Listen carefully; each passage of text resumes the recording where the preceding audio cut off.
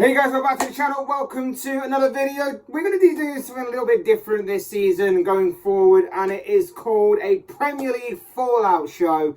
A show in which we discuss some of the biggest talking points from the previous round of Premier League fixtures. And of course, the Premier League was back with a bang this weekend. Another chapter awaits to be written in the history of the Premier League as a new season got underway, kicked off this past weekend. There were a couple of shot results, there were a couple of big results, and there were some absolute markers that were laid down by some of the top players in the Premier League, and of course some of the top transfers within this transfer window as well.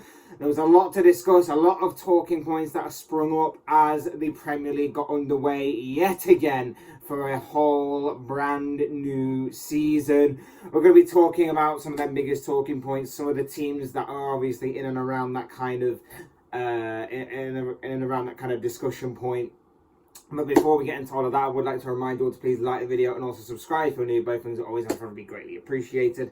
But for now, let's get into this Premier League Fallout show, and we're going to begin with the team that got everything kicked off on Friday night, Arsenal. We're going to be talking about Arsenal versus Crystal Palace, a game in which Arsenal won 2-0. They got their season underway in the most perfect fashion possible. A 2-0 victory at Selhurst Park, a very tricky ground to go away to, a ground and a team that Arsenal have struggled against in recent years. Arsenal managed to pass that test with flying colours, a very good result for them. Gabriel Martinelli got things up and running, bundling the ball home in the first half, and then in the second half, Bukayo Saka's cross was headed into his own net by one of the Crystal Palace defenders. Both teams had chances here and there, and maybe as the season draws on, maybe those kinds of chances would be taken by those clubs. But it was Arsenal at the end of the day who got not only the 3 points, not only the victory, but also the clean sheet as well. It was a perfect start by Mikel Arteta's side. And this is really the first kind of Arsenal side that I can remember in a number of years actually being ready for the start of the season. Yes, of course, there are a couple of positions here and there where you think that they could strengthen and they could improve upon. But in terms of the starting 11 and in terms of a team that looks ready, they actually look ready for the first time in a number of years to take on a brand new season, and that is exactly what happened. Like I say, it's the perfect start. It's a tricky away ground to go to, so they don't have to play there again for the rest of the season. It's 3 points in the bag. It's a clean sheet to get everything off and underway, and like a greyhound out of a trap. It's that kind of fast start that Arsenal were wanting. And it was just perfect from back to front. Gabriel Jesus looked absolutely looked sharp. He looked very, very good, and looked like a worthwhile addition to that squad in a more competitive fixture. A lot had been made of him in pre-season, how he was going to transfer that pre-season form into a more competitive match-based form. He looked sharp. I think the only thing missing from his performance was a goal. Martin Odegaard could have scored, but he decided to try and pass it instead of shoot. I think it needs to be a bit more selfish in that respect. And I think the other main talking point from this game was William Saliba. I think that for his debut at quite a hostile environment, a tough ground to go to, he looked very solid, very disciplined. He looked calm on the ball. He just looked like he slotted straight into that squad. And after obviously a lot of talk been mentioned about his price tag and how he came into the squad and how he wasn't being utilised to the best of his ability, and how he was sent out on loan, and how it could be a massive backfiring transfer for Arsenal. I think that he's shown, I know it's only one game, but I think that he's shown in that one game that he can play in that kind of system, and he can be a worthwhile asset to Mikel Arteta's side and to Arsenal for the present and for the future. And if obviously this continues, fantasy football managers might be out there thinking that he could be a bit of a bargain. So that's also one thing to keep your eye on as well. But no, I genuinely think that it was a very good performance by Arsenal, and they'll be hoping it continues, and they've got a very good chance of doing that in their next game who actually escapes me, and I don't actually remember who it is, but I think they've got a very good, favourable sort of start to the season for the Gunners. So it could be a very good opening to the season for the Gunners for the long time in a while. For Crystal Palace, they had chances, like I say, they should have taken them more. Eze had a very good chance in the second half that he definitely should have buried, and maybe as the season draws on, like I say, maybe he would have buried later on in that campaign. I just fear for Palace a little bit. I just think they lack a little flair and creativity in midfield. They have some good young players, don't get me wrong. They've got some very good young players. I look forward to what Patrick Vieira can do with that young squad and how he can build upon the platform that he built for himself last season. Just think they lack a little something in midfield. I don't fear for them in terms of relegation. I think they'll manage to keep their heads above water. I just think that they may lack in some key areas that may see them have a bit more of a yo-yo type season than what they would have done. But Selhurst Park, is going to be a very hostile environment. It's going to be tough for many teams to go there and to try and perform. Arsenal managed to pass that test on Friday night. So it's going to be interesting to see how Palace do going forward. But of course, for Arsenal, like I say, the most perfect start imaginable for Mikel Arteta's side. And we'll look forward to see what Arsenal can achieve this season. I genuinely believe that they can get top four. And I genuinely believe that we will be seeing Arsenal back in the Champions League for next season. But we'll wait and see how it goes. Next up, Saturday's lunchtime kickoff saw Fulham stun Liverpool into a 2-2 draw. It was the very least that Fulham deserved. They were very sharp, they were very aggressive, they showed Liverpool no respect. And they basically threw caution to the wind and just said, look, we're not expected to get a lot here, if anything. But we're going to give you a right good game. And that is exactly what they did. They didn't let Liverpool have any time on the ball. They didn't let Liverpool get into their rhythm at any point.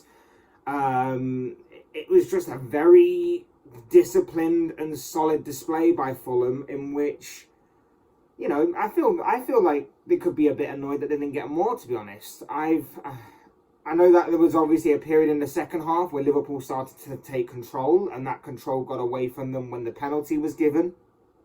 But Fulham played very well. I think they surprised a lot of people, including myself, as to how this game would go. I was thinking that this would be a simple victory for Liverpool. I thought that Fulham would show a bit of fight, but I think that Liverpool would have managed to have overrode that kind of fight and managed to have their quality on display, managed to basically get the 3 points and the win, but it didn't work out like that. Fulham were quick to harass Liverpool. They were quick to every second ball. Liverpool was second best across the entire pitch. Trent Alexander-Arnold again at fault for the first goal. I know it was tough. Obviously, you're having like a 6'4" striker in Mitrovic isolate a smaller being in Trent to go for a header. But I think that's more obviously one area of the game where Trent needs to work on, just defending that far post. I think it was said in commentary, Gary Neville was one of the best at defending the far post, and I think obviously Neville isn't a too similar height to Trent, so maybe he definitely needs to work on that kind of area of his game. I know it was obviously difficult with the way that Mitrovic was running in as Trent was sort of underneath the ball a little bit. It just seemed very tough for Trent to get anything on it, but I think he just needs to be a bit more aggressive in those types of situations. He's still learning the game on that side of things. I'm not too worried about it. I know that we have obviously conceded a lot of goals from that area in the past, and I know that obviously that's where teams are going to be looking to try and exploit. But at the same time, I just think that Trent will obviously learn that side of the game more and more. And I think that we will obviously see a much stronger Trent Alexander-Arnold, a bit more aggressive. I know that obviously he probably wouldn't want to give away a penalty in that kind of situation, and maybe that's what he was worried about. But at the same time, I think a bit more aggressive and a bit more smart play might have actually helped Liverpool in that situation there. But as it was, Mitrovic got his opening goal, continuing his form from that phenomenal Championship season that obviously he had last year. It's going to be interesting to see how he develops over time. Liverpool had a few chances. Luis Diaz hit the post. And then in the second half, game changer, Darwin Núñez once again arrived onto the pitch. I think he has to start the next game. There's no question about it now. He has to start. Like, I love Roberto Firmino. He's like one of my favourite players there. But he was a little bit ineffective in terms of that physical battle, and he was just being harassed all over the pitch. And it wasn't until we had a much more physical presence in Darwin Núñez that occupied two defenders that kind of helped the likes of Diaz and Salah get more space to get the ball and to really try and hurt the back line of the Fulham defence. So I think for me, Núñez has to start. I think the option is there, obviously, with the 5 subs for Firmino to come on as the second half progresses and cause some damage himself. You could also look at maybe using a 4-2-3-1 as an alternative formation, just in case things like this weren't going to plan, and Firmino could have a bit more of a free role and then maybe free up a bit more space with what Núñez will obviously provide. But there's a lot of interesting ways to go about it now that obviously Núñez has arrived at Liverpool. And like I say, again, he changed the game. He was an absolute game changer from the bench. He has a moment before he actually scores his first goal, which was carbon copy of the goal he scored, in which he just tried a little flick to try and beat the goalkeeper, but the goalkeeper was equal to it after being played in. I think that had he just took a swipe at it with his right foot, maybe it might have just curled in. But obviously it wasn't to be. He decided to try and flick it, and then he tried it again the second time, and there was no denying him the second time. It was a bit fortunate because I think it bounced off the defender back onto his foot and into the back of the net, but it's not about... But Liverpool would take it, and Liverpool needed it in that situation. Liverpool gained a bit of control, but then they lost control of that instantly. An uncharacteristic mistake from Virgil van Dijk caused Mitrovic to go for on goal, and then it was weird because from one angle it did look like the two of them clashed, but then on another angle it looked like he kind of stood on Van Dijk's foot to go over. So 50-50, but I think if you give the referee and VAR a sort of a cause to give a penalty, they're probably going to give it, and that's exactly what happened. Mitrovic stepped up, converted the penalty from 12 yards. Fulham were back in front, and then again, ball played into the penalty area. Núñez lays it to Salah. Salah taps in for his customary opening goal of the season, which he has done on the past 6 occasions of being in the Premier League, with Liverpool scoring on the opening day of the season yet again to open his goal-scoring account for the campaign ahead. Look, it obviously wasn't the best performance by Liverpool. It was terrible. They were, in some ways, very fortunate to come away with a point. Is it cause for concern? The injury to Thiago is... he's a different kind of midfielder to what Liverpool possess. I think also you can possibly look at the likes of Harvey Elliott starting ahead of maybe Jordan Henderson in future. I think that he gave us a little bit more in these kinds of games, a bit more of a mature performance than what sometimes Henderson can give. And don't get me wrong, I'm not jumping on the Henderson hate bandwagon. I love Henderson. But I just think he's more useful in the games against the likes of Chelsea and Man City and Tottenham than he is against Fulham. I think when you're playing a midfield 3 of Thiago, Fabinho and Henderson against Fulham, I think that maybe you need something a little bit extra in that midfield, a bit more of an attacking prowess. And the likes of Carvalho that we brought in now, and obviously Harvey Elliott can definitely provide that. And that is why I would have probably gone with Elliott in this game over Henderson. And that's why I think it might be cause for concern for next week as to who our midfield trio is. Even more so now that obviously Thiago is seemingly injured, which kind of overshadowed a little bit of the game even more for Liverpool. The fact that obviously the Twitter bandwagon started up again and everybody wanted Liverpool to go in for another midfielder. And obviously the more these injuries happen, the more that's going to keep building up. We hope that obviously Naby Keita can return from this illness and is match fit and continues to kind of show a bit of the form that he displayed last season. But obviously it remains to be seen. Personally, as long as we get Jude Bellingham, I'm prepared to wait. But at the same time, I would love it if I was to read tomorrow that Liverpool went to Dortmund, slapped the money on the table and said, take it or leave it. But yeah, remains to be seen on that.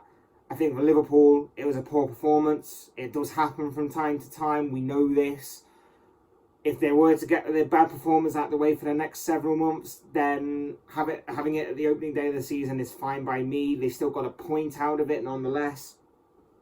They just obviously need to go back to Anfield next week and get the 3 points. It's a must win. It's basically just get everything done and dusted. Just firing out the blocks straight away. Get the points done and dusted before the World Cup obviously hits that midpoint of the season. So that's going to be interesting to see going forward. Like I say, for Liverpool, it was just a bad day at the office for everybody involved. Uncharacteristic mistakes all around the pitch, especially from obviously sort of Van Dijk giving away or conceding the penalty, should I say. But yeah, it was great for Fulham. It was a fantastic result for Fulham. It was the least that they deserved a point there. I just wonder whether or not they can continue this. I don't think they will. I would love to say that Mitrovic is going to continue to score goals and that Fulham will continue to fight for everything this season. But I think eventually that will wear off, and that is why I have put Fulham to go down this season. And I don't expect this result to kind of change things much. I think that obviously they'll take a lot of pride and a lot of positives from this performance. But I don't think it will be too long before teams start to realise how to play against them. And obviously that fight kind of drains away a little bit each and every week. So be interesting to see where both of these teams go from here. Also in the 3 o'clock games, Bournemouth picked up their first win of the season, 2-0 against Aston Villa. You obviously had Tottenham absolutely thrashing Southampton. Conte's side look very good indeed. He's got that team looking very dangerous. Obviously, it's going to be a massive test next week when they face Chelsea, but that's going to be a very interesting game to say the least. Newcastle managed to beat Premier League new boys Nottingham Forest by 2-0. Going a bit under the radar are Newcastle, I think, and that could be something that works in their favour a little bit, but it could be very interesting to see how Newcastle progress. As for Forest, they'll be looking more towards their home form to try and save them this season, which obviously they'll get their first chance at doing next weekend.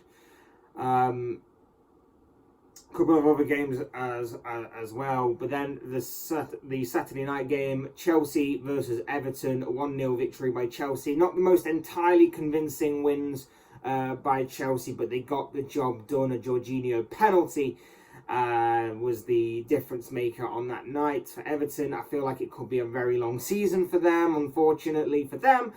And for Chelsea, you don't really know what to expect. Like I say, next week's game against Tottenham might be a bit more of an indication as to where this side is. Obviously, there's a lot more of the transfer window still left. I think they've still got some business to do.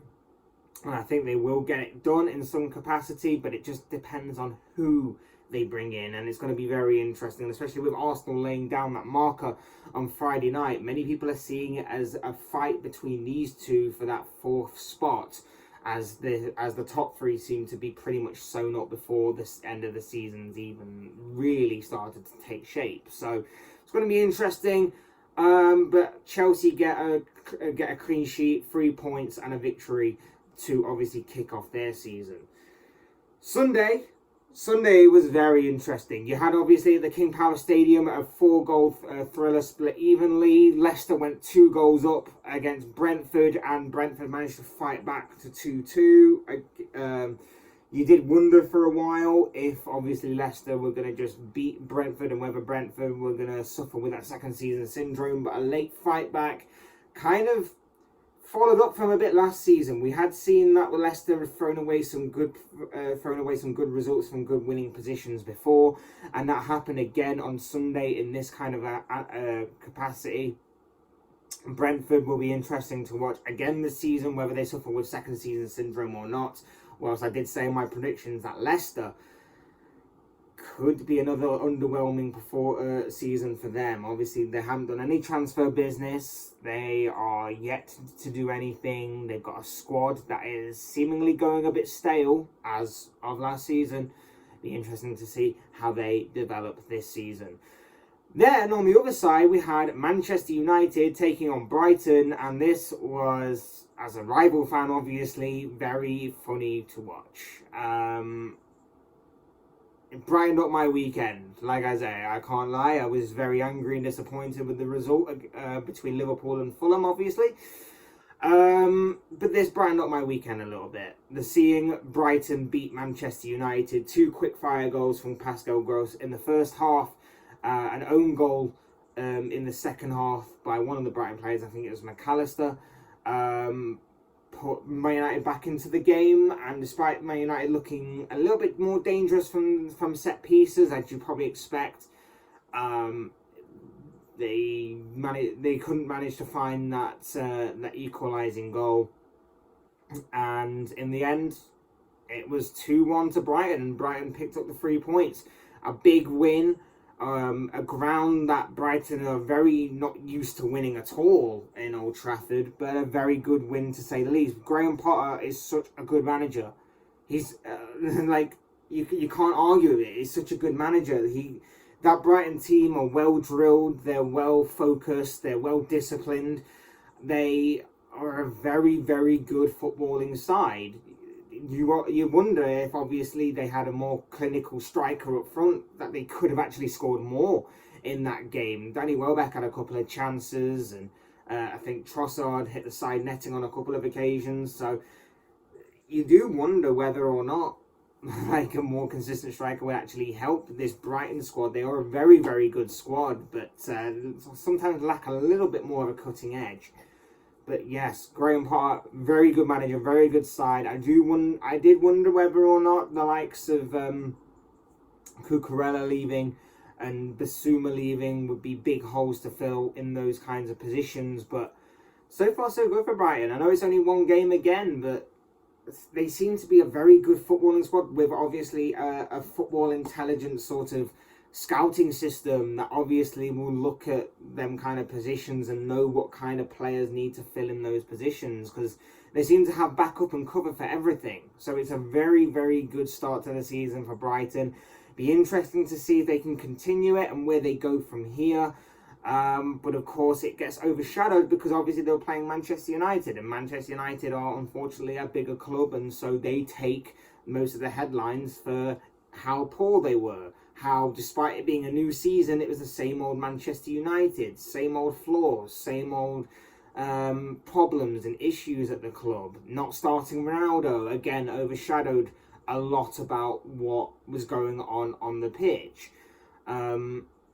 It's weird that you can't really blame the likes of Harry Maguire for both goals. Okay, he kind of was playing Danny Welbeck on side for the first goal, but those kind of situations where it's just his back foot that's just trailing a little bit to play him on side, those things happen to even the best of defenders. So that kind of happens. You can't really blame him for either of the goals. I think there were more fault elsewhere across the pitch, the likes of Luke Shaw, for example, and of course playing Scott McTominay and Fred in the middle of the pitch once again obviously didn't help much, and Brighton were able to dominate that midfield battle and played very well to get through it. And it was that midfield battle, it sounds cliche, it was that midfield battle that obviously won it for Brighton in the end, because McTominay and Fred were god awful. Jadon Sancho was virtually non-existent. Marcus Rashford had a very good chance to score in the second half and failed to do so. Eriksen in that false number 9 doesn't quite work when you have a creative player not linking up with a striker. Bruno Fernandes was poor. Ronaldo only did one thing when he came on in the second half, and that was set up Rashford. It was poor. It was poor right across the pitch for Manchester United. It was very poor. Some of the obviously, it was never going to be an overnight success. That can't be stressed enough. This was never going to be an overnight success from Erik ten Hag. Of course not. But when you put that result together with a poorly run transfer window that seems to be focused completely on pretty much one player that is a big position to kind of strengthen in that midfield, and they're not going for anybody else, it seems, right now, it's a risk to put all your eggs in one basket. But that seems to be what United are doing. And if they don't get him, if he decides to stay at Barcelona, or if another big team comes in for him, it's going to be very interesting to see what the future holds for Manchester United going forward. But again, a lot of credit should go to Brighton, but a lot of it gets overshadowed because it is Manchester United, because it's the likes of Cristiano Ronaldo not starting and everything. So we should really be saying well done to Brighton on a fantastic result and a fantastic game plan that was executed very, very well indeed.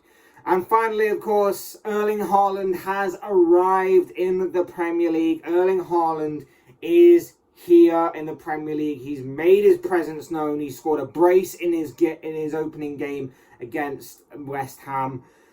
It was a lot less competitive than what I was imagining. I was actually put to sleep a little bit by how dull the game was. It was like a glorified pre-season game. It was... West Ham, for me, didn't really compete much. They had spells where they threatened. They threatened them in the opening few minutes of the game. They threatened them just before City got their second goal. But to me, it wasn't the sort of West Ham performance of fight and determination I became used to a lot last season.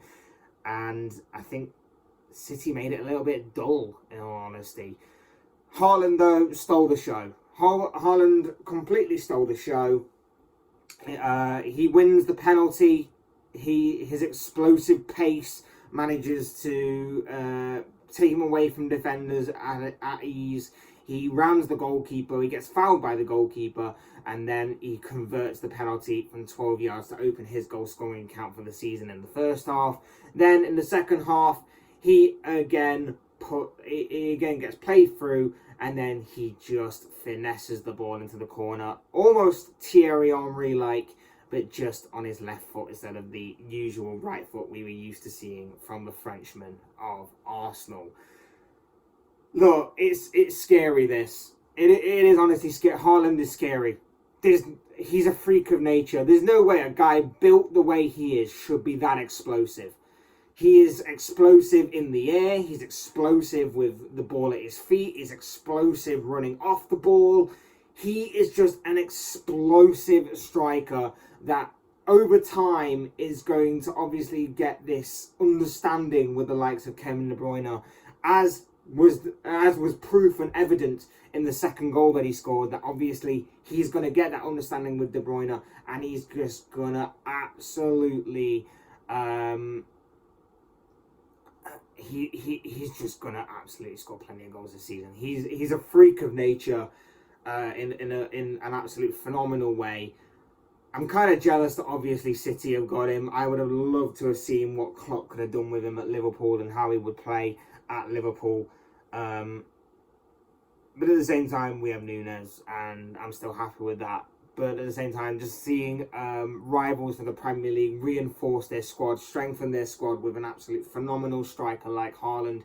And again, anybody could have bought Haaland, but no one could actually afford probably the wages and the bonuses and the clauses that he's got in his contract. So that needs to be said as well.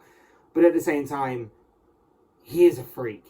He is a freak. You do wonder with the front three of Grealish and Haaland and Mahrez or Foden, whichever way we want to see it, if the pressing of Manchester City will alter, if they will have to modify their style of play when they're without the ball a little bit as the season wears on. But you can't argue this guy is going to bag goals. This guy is going to bag goals. De Bruyne is going to get plenty of assists. João Cancelo is probably going to get plenty of assists as well. Walker, Mahrez, Foden. This guy is going to bag goals in the Premier League because I just don't see many defences that are going to be able to handle him.